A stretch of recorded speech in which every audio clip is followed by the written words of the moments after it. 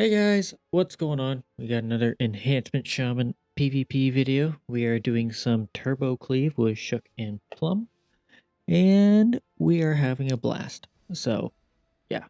But anyways, we're gonna have 4-set next week, and yes, 4-set is worth getting.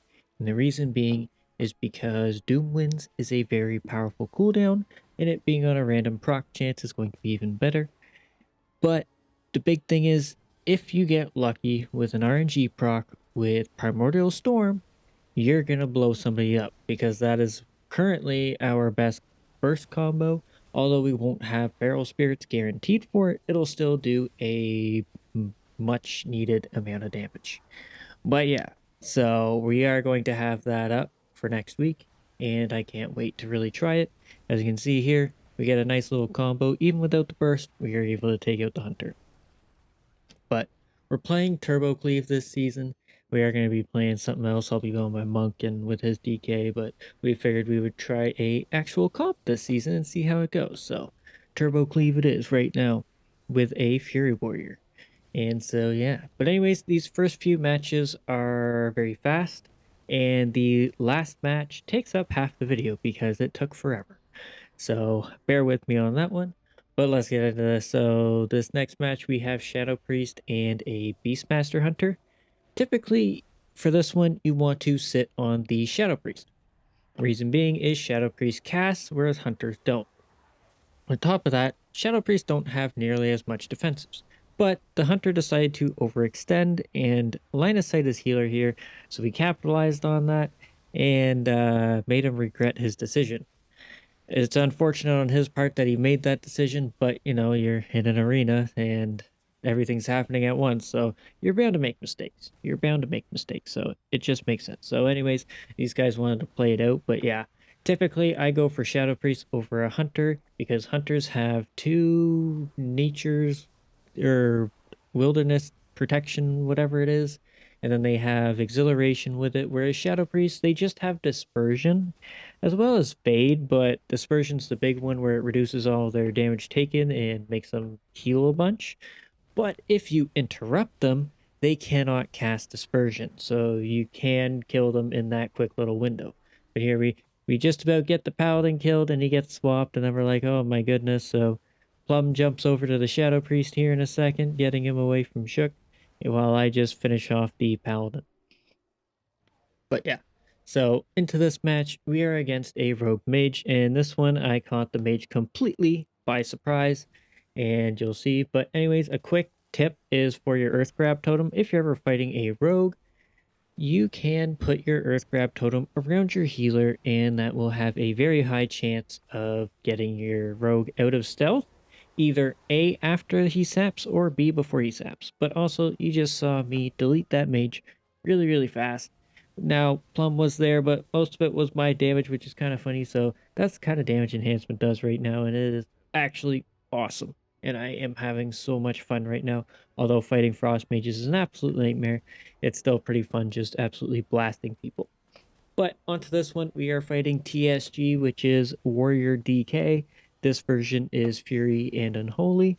Our main focus is going to be the Warrior. Reason being is majority of enhancements damage is going to be magic, which is not very effective against DKs. Now, I know Wind Fury does a whole lot of physical damage. You're not wrong there. But also, when you're fighting a warrior, you have to deal with their intervene, especially when they're protecting their teammate. If you want to, you can go for the DK, but I just find it better to go after the warrior. One, the DK does have Death Strike, which is very annoying to get through. Also, he has quite a few defensives for both physical and magical, even though they are quite squishy. With a warrior on his team, he's definitely going to be very difficult to kill. So you can see here we get him very close, and I'm pretty sure the priest used life swap there. I could be wrong, but I'm pretty sure I saw it there. And then here I get really close to falling over. Nice lay on hands by Shook. We're still damaging the warrior because he's almost there. He has no defensives or anything. Big old fear from the warrior. I should have had tremor, but I didn't. I think I wasted it on another potential fear, but didn't end up happening. So here I pop Bloodlust, another combo, all into an AMS, which really sucked. But here they start to get me down just more and more and more. Fortunately, we are still going to live through a bop at the very last second, keeping me alive for just enough time to finish off the warrior, and he can't heal off me either, so we're just able to take him out. Thankfully, it was very, very close though. Like another, right after that bop probably would have been the end of us. Maybe, it's hard to say because I had nothing else left.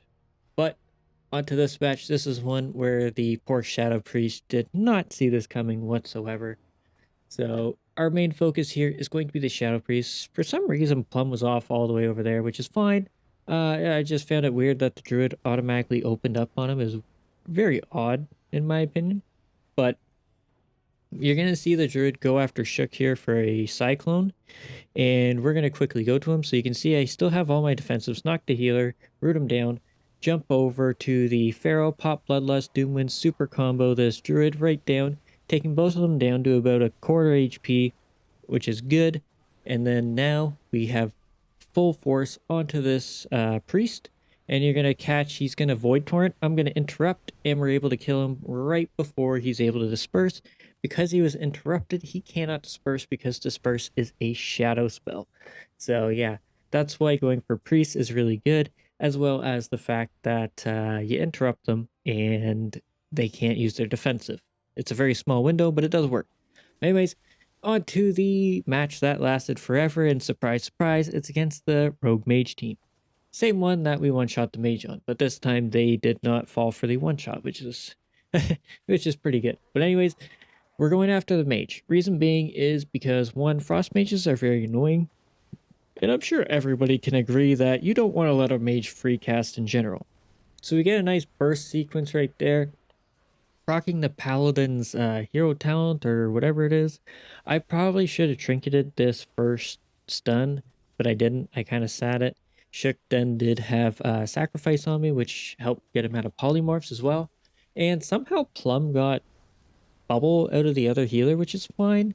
It kind of confused me. So the mage here is now running, and you can see here I'm slowed even with freedom up, which was really weird. So I was just attacking the rogue for a second.